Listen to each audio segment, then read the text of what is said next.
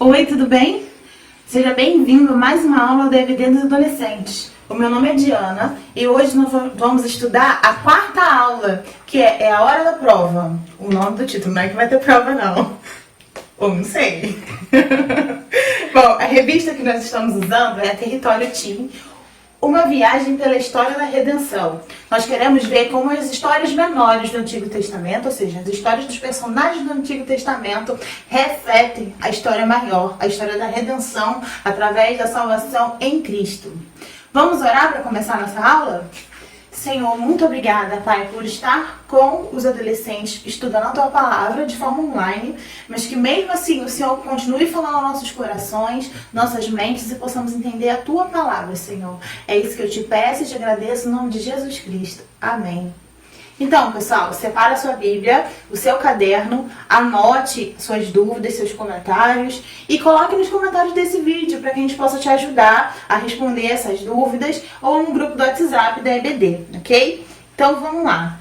Na última aula do professor Bruno, ele falou sobre a vida de Abraão e eu vou dar um breve resumo, um resumo rápido desses capítulos que o Bruno estudou. Bom, começando em Gênesis 12, sobre o chamado de Deus a Abraão.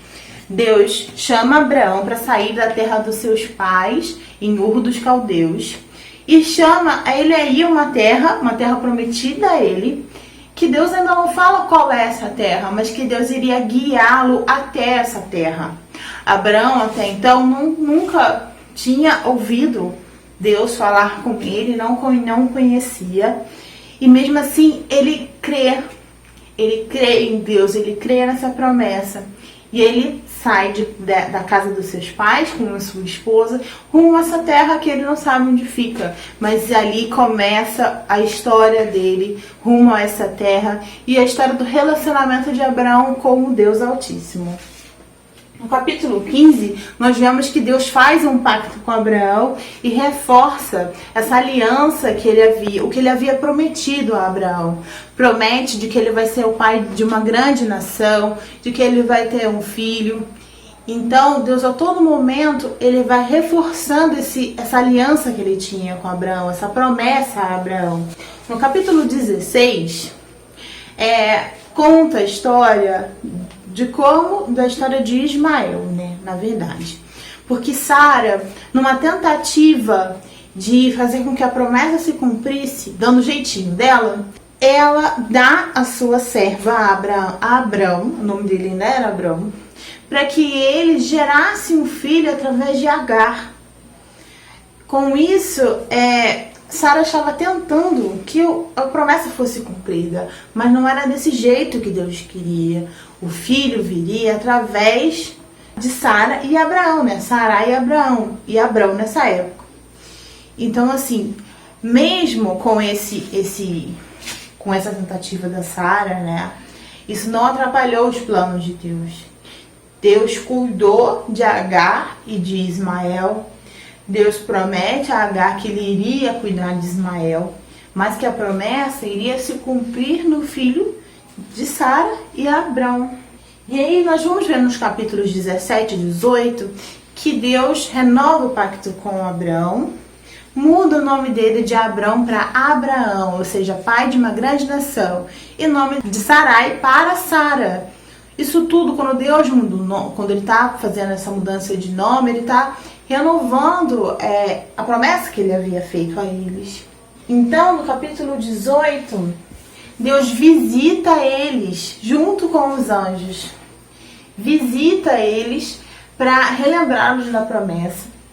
Visita eles na tenda deles. Olha só que legal, Deus foi lá na casa deles. E aí o Senhor está conversando com Abraão e falando da promessa do filho a ele, e Sara tá lá no cantinho escutando sozinha, escutando escondida. A gente tem que lembrar que essa história que eu tô contando é a história ao longo dos anos, né? Abrão saiu da sua terra, ele tinha 75 anos. Quando nasce Ismael, acho que ele tem cerca de 86, e quando Deus visita Abraão e Sara na sua tenda, Abraão já tem 99 anos. Então eles já eram idosos, né? Quando Sara escuta que Deus está falando que eles vão ter um filho, a Sara ri Fala, como? Eu de idade já, meu marido também. Como é que a gente vai ter um filho? Não tem como isso acontecer. Ela fica rindo lá. Só que ela tá escondida, né? Pensando que está escondida. E aí Deus fala para Abraão, cadê a sua mulher? Por que ela tá rindo quando eu falei que ela teria um filho? Acaso alguma coisa impossível para mim? Aí Sara sai toda sem graça, assim, não ri não. Deus, você sabe que você riu, Por isso o nome do seu filho será Isaac, que significa riso. Aí, tá vendo? Ela tentou se esconder, mas não tem como se esconder de Deus. Deus vê a gente em todos os lugares. No capítulo 21 de Gênesis, nós conhecemos a história do nascimento de Isaac. Um ano depois que o Senhor visitou Abraão e Sara, Sara fica grávida. Abraão tinha 100 anos e a Sara tinha uns 91 anos quando teve Isaac, o filho da promessa. Deus fez um milagre nesta família e estava dando continuidade à promessa deles de ter uma grande nação, né? De ter uma família que seria, a nação que seria abençoada através da família deles, através das gerações, né? Então hoje nós vamos estudar o quê? Nós vamos estudar do capítulo 22 a 26 de Gênesis. Óbvio que eu não vou passar em todos os capítulos, senão essa aula ficaria muito extensa. Então eu vou passar por alguns capítulos importantes desse trecho. Mas é essencial de que você leia o livro todo de Gênesis. E para essa aula, você compreender melhor, é o ideal que você leia do capítulo 22 até o capítulo 26. E eu vou passar os tópicos que nós vamos estudar na aula de hoje. O primeiro tópico é Deus coloca a fé de Abraão à prova, que é do capítulo 22. O próximo tópico é como o sacrifício de Isaac tipifica o sacrifício de Cristo na cruz. Deus proveu uma esposa para Isaac, isso está no capítulo 24 de Gênesis. Deus dá seguimento à promessa em Isaac, isso é no capítulo 26.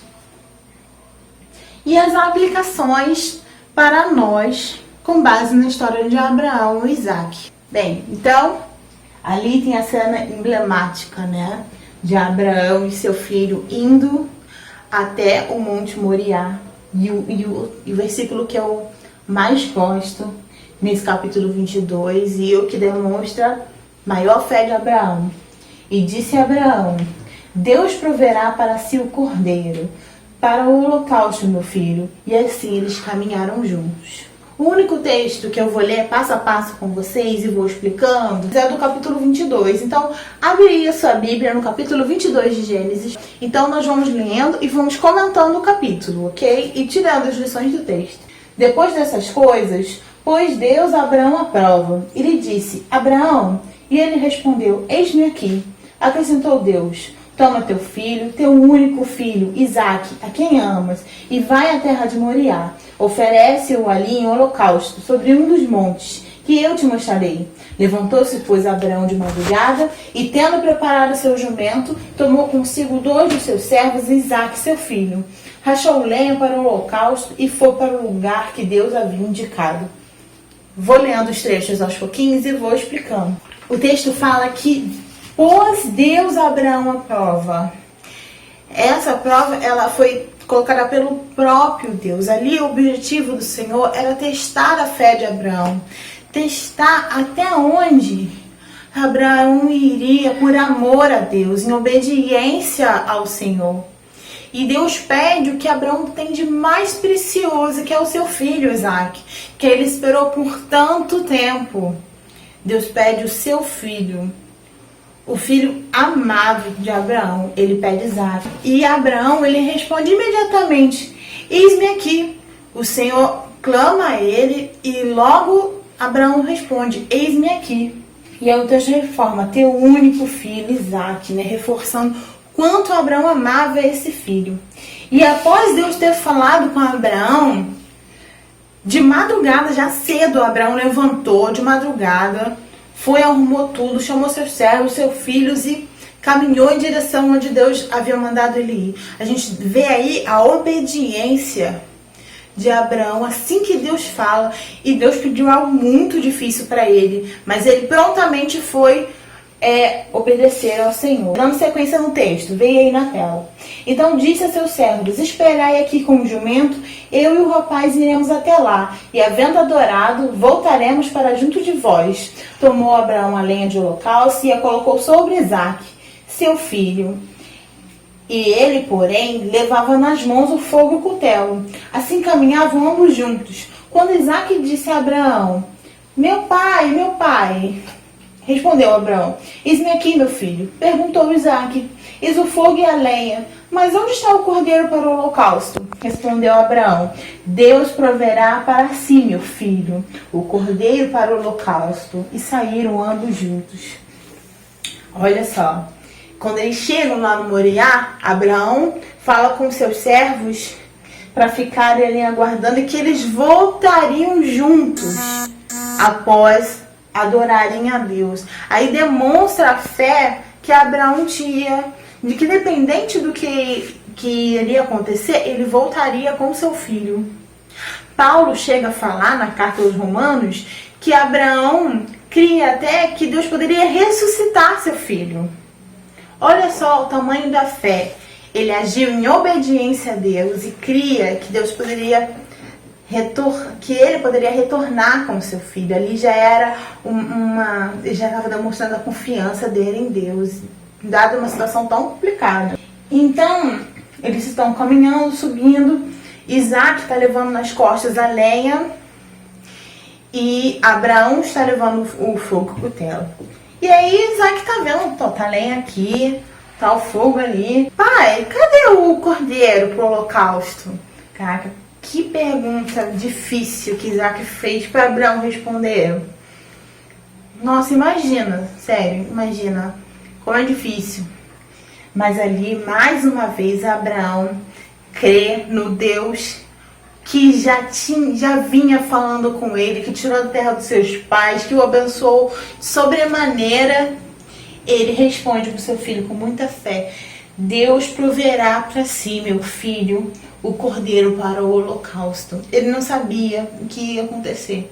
Ele só sabia que ele estava totalmente nas mãos de Deus e que Deus iria prover, esse Deus provedor. E vieram ao lugar que Deus lhes dissera, e edificou Abraão ali um altar, e pôs em ordem a lenha, amarrou Isaque seu filho, e deitou-o sobre o altar em cima da lenha. Estendeu Abraão a sua mão, tomou o cutelo para imolar seu filho.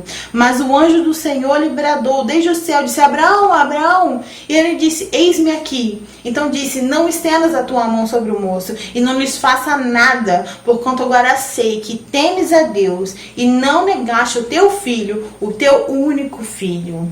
Imagina essa cena em câmera lenta. Abraão, e o texto ele vai dando detalhes, como se fosse assim, ele dá detalhes de cada coisa. Imagina, Abraão tá lá montando o holocausto, coloca a lenha que Isaque havia carregado, deita seu filho sobre a lenha.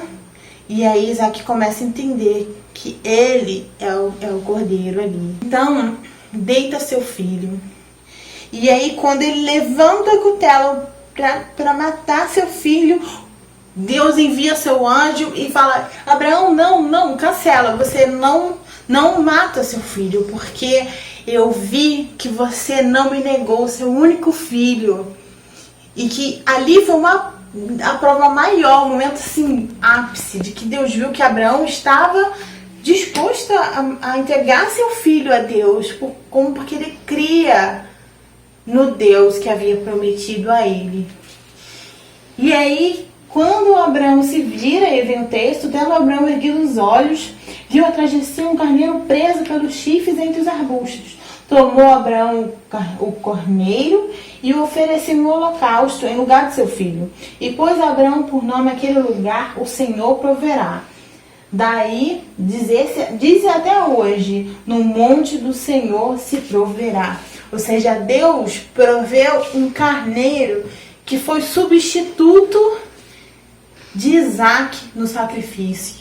Ou seja, esse carneiro ele foi substituto, ele veio no lugar de Isaque. Eles ofereceram um sacrifício ao Senhor, adoraram o Senhor. E Abraão chamou aquele lugar de o Senhor proverá, Jeová Jireh, porque Deus proveu o cordeiro no lugar do seu filho. E ele cria todo momento nisso. O segundo tópico da nossa aula é como o sacrifício de Isaac tipifica o sacrifício de Cristo na cruz.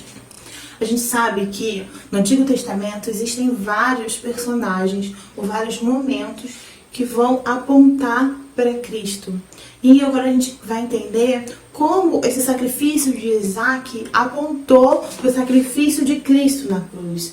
Bem, primeiro a gente vai fazendo um comparativo do sacrifício de Isaac e do sacrifício de Cristo. Abraão colocou a lenha sobre Isaac, né? Isaac está levando a lenha sozinho, né?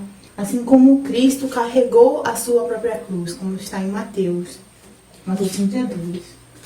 Abraão deitou Isaac sobre o altar. Isaac poderia até ter, imagina, ele era novo, seu pai idoso.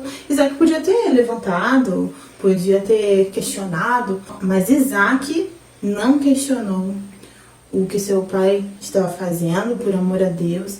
E aí ele deitou sobre o altar e estava aguardando, assim como Cristo foi obediente até a morte, e morte de cruz.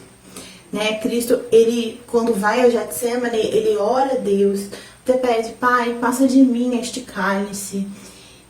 E ele clama ao Senhor, mas ele também fala: mas que seja feita a tua vontade. Jesus, ele obedeceu à vontade do Pai e ele se deu como um sacrifício por amor. Ele se deu sem reclamar, sem dizer uma palavra. Ele foi até o Calvário e se deu por nós, né? Pelos que creem nele. Ele obedeceu a Deus. E Deus providencia o cordeiro substituto. E isso, quando Deus providencia o carneirinho no lugar de Isaac, isso representa Cristo como substituto no nosso lugar. Nós sabemos que o pecado, ele gera morte. Que o salário do pecado é a morte. É o que nós mereceríamos, né? A condenação eterna. Mas Cristo, ele morreu na cruz em nosso lugar. E é esse ato do cordeiro sendo posto no lugar de Isaac, tipifica isso, que Cristo, ele tomou o nosso lugar, ele morreu por nós, em nosso lugar. E aí também fala, Abraão não negou o seu único filho, assim como Deus, né? João 3,16 fala que Deus deu o seu único filho, seu filho primogênito, porque ele tanto nos amou. Assim como Abraão, ele não negou o seu próprio filho, o seu filho tão amado, o seu único filho. Assim Deus não negou o seu próprio filho, Jesus Cristo. E ele dá Jesus como prova de amor e também justiça. Porque nosso Deus, ele é santo. E ele cumpre aquilo que ele fala. Ele não pode, com sua santidade, aceitar o pecado. Deus, ele é justo. Então era necessário de que alguém morresse em nosso lugar. Então Deus está ali como juiz e como justificador. Ele deu a si mesmo, ele deu o seu filho para morrer em nosso lugar. Era necessário que isso acontecesse, que Jesus morresse para nos salvar, para salvar os que creem nele. A parte 3 da aula é do capítulo 24 de Gênesis, quando Deus proveu uma esposa para Isaac. Né? Passando depois desse episódio do sacrifício, eles voltam para casa, passam-se os anos, e no capítulo 24 a gente vai ver que Sara ali já havia morrido, né? E Abraão, ele estava preocupado com o seu filho, né? Porque ele ainda não estava casado, Abraão já tinha uma certa idade e precisava dar continuidade à promessa de Deus, né, dessa nova geração, dessa nova família e dessa continuidade ao que Deus havia prometido a Abraão. Então, no capítulo 24, Abraão pede a seu servo Eliezer que vá na família, volte lá em Ur dos Caldeus, procure na sua família uma moça, porque ele entendia, naquela época era comum pessoas se casarem na mesma família. E ele havia entendido de que era assim que Deus queria que fosse realizado. Porque Deus havia dito para Abraão como estava o andamento da família dele, né? Então Abraão entendia que seu filho devia se casar com uma moça de lá. Eliezer parte, né, com muitos presentes e camelos. Quando ele chega lá, e eu acho muito legal, porque a gente vê que o servo de Abraão, ele estava sendo impactado, né? Pela mesma fé que Abraão demonstrava ter em Deus. Porque ele ora ao Senhor, ao Deus de Abraão, com fé, e disse consigo: ó Senhor, Deus do meu senhor Abraão, rogo-te que me acudas hoje e use de bondade para com meu senhor Abraão. Eis que estou ao pé da fonte de água, e as filhas dos homens dessa cidade saem para tirar água. Dá-me, pois, que a moça a quem eu disser: inclina o cântaro para que eu beba, ela me responder: bebe e darei de beber os seus camelos, seja a que designaste para o teu servo Isaque. Nisso verei que usaste de bondade para com o meu senhor. Ou seja, ele ora ao Senhor, Deus de Abraão. Quando ele faz essa oração, não é que ele não crê, na verdade ele crê, só que ele está ali nessa oração relembrando da aliança que Deus havia feito com Abraão. E ele clama esse Deus, ele vê que ele tem fé, e ele pede um direcionamento ao Senhor que mostre quem é a moça que ele preparou para Isaque.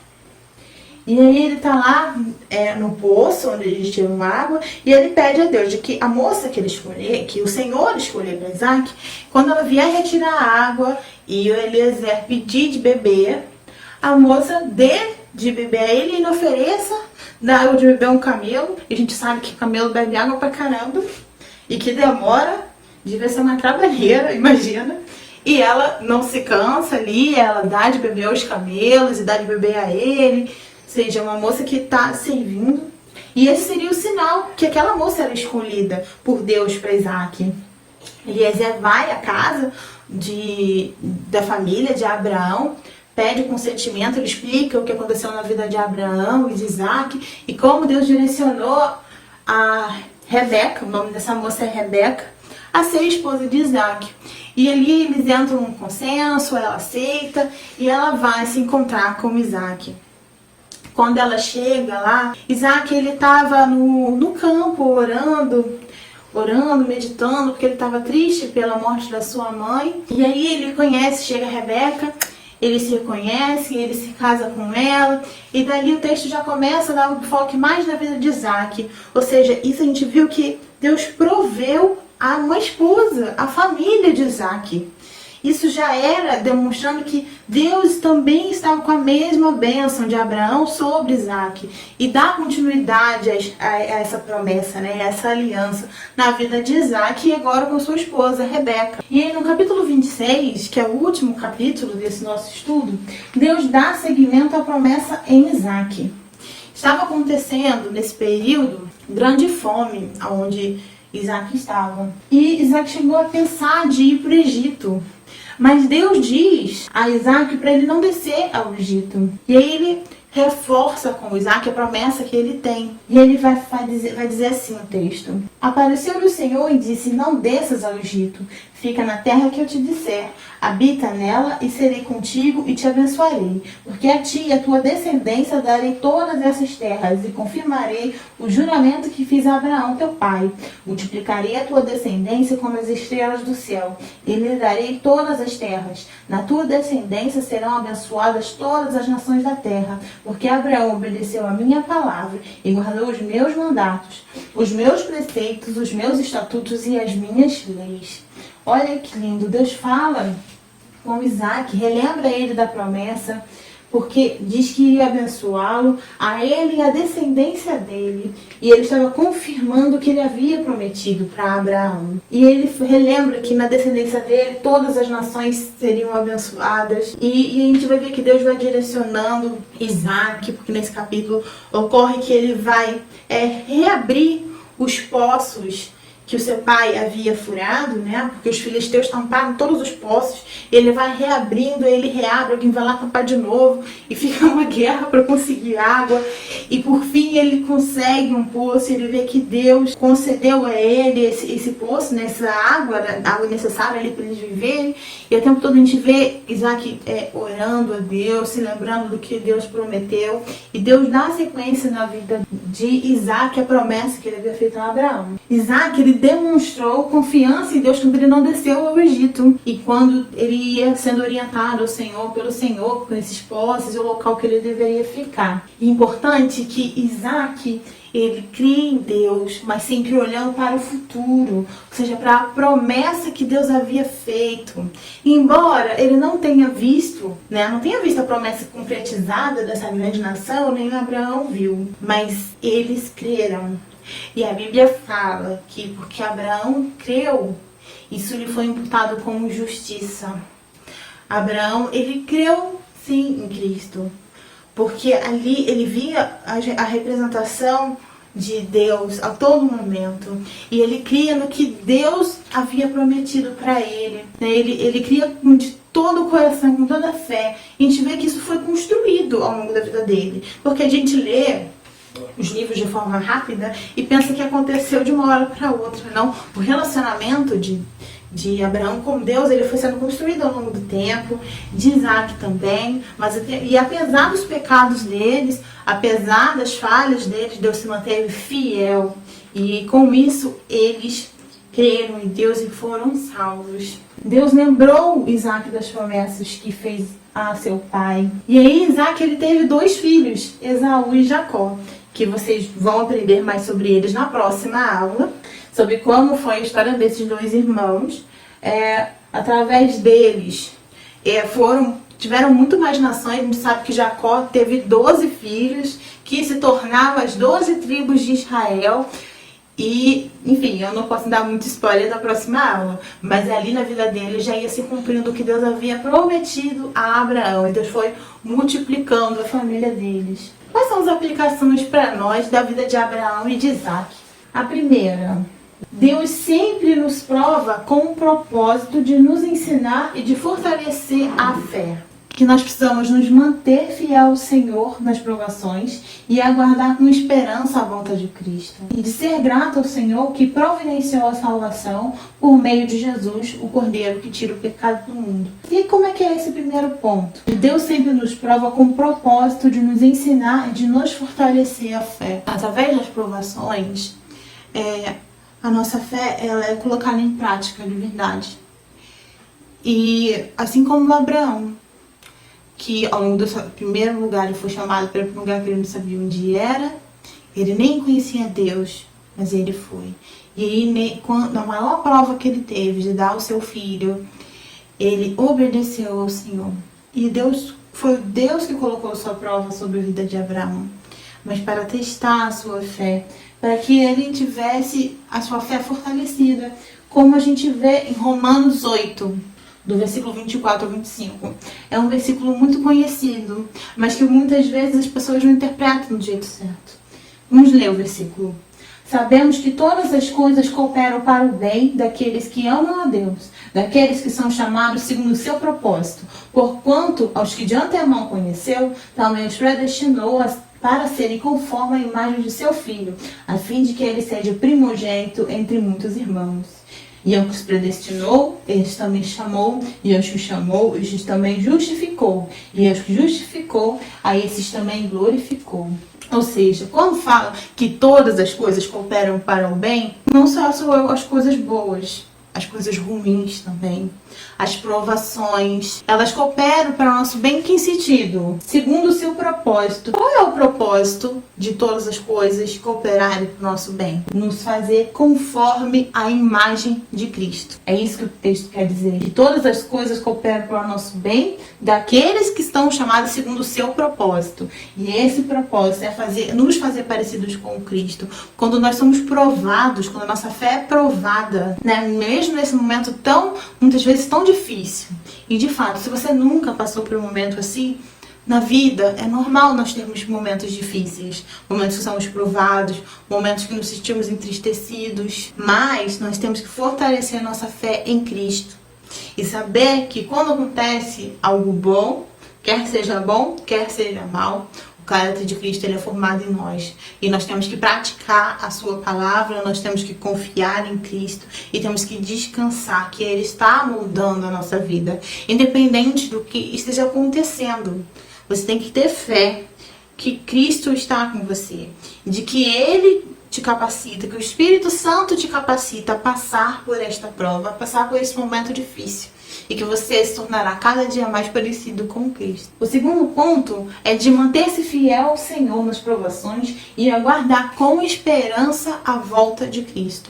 Abraão e Isaac olhavam sempre para o futuro, porque Deus havia prometido, e o Senhor prometeu que Ele virá nos buscar, que Ele voltará. Nós precisamos nos manter fiéis ao Senhor, sempre olhando para Cristo, sempre lembrando que o nosso propósito é estar com Ele na eternidade, que Ele prometeu voltar e estar conosco. E aí Tiago vai falar: meus irmãos, tende por motivo de toda alegria e passardes por várias provações, sabendo que a provação da vossa fé, uma vez confirmada, produz perseverança. Ora, a perseverança deve ter ação completa, para que sejais perfeitos e íntegros e em nada deficientes. Ou seja, nós devemos nos alegrar em Deus, mesmo quando somos provados.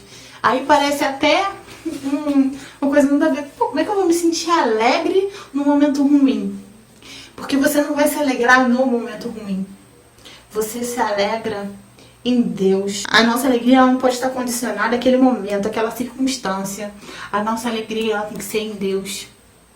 E essa aprovação da nossa fé, ela vai produzir perseverança. E é o Espírito Santo que faz isso, ele traz a perseverança. Por isso a gente precisa se manter fiel, olhando sempre para o futuro, de que Cristo virá nos buscar, de que estaremos com Ele na eternidade. E com isso nós seremos feitos perfeitos e íntegros, ou seja, parecidos com Cristo. Em último lugar, de ser grato ao Senhor, porque Ele providenciou a salvação por meio de Jesus, o Cordeiro que tira o pecado do mundo.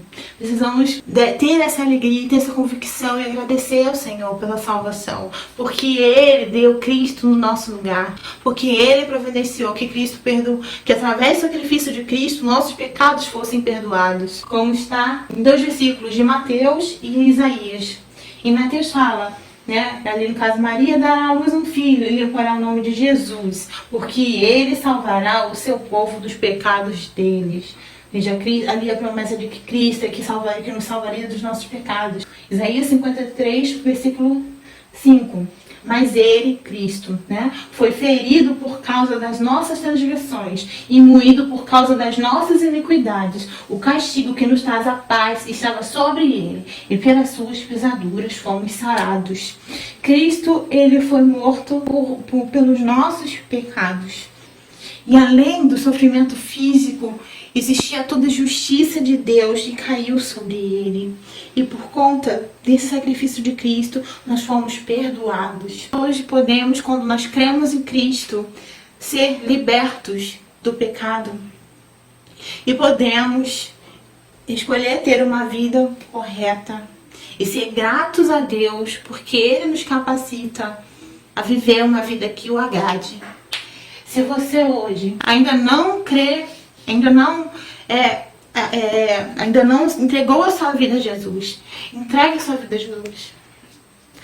Que só Ele pode perdoar seus pecados.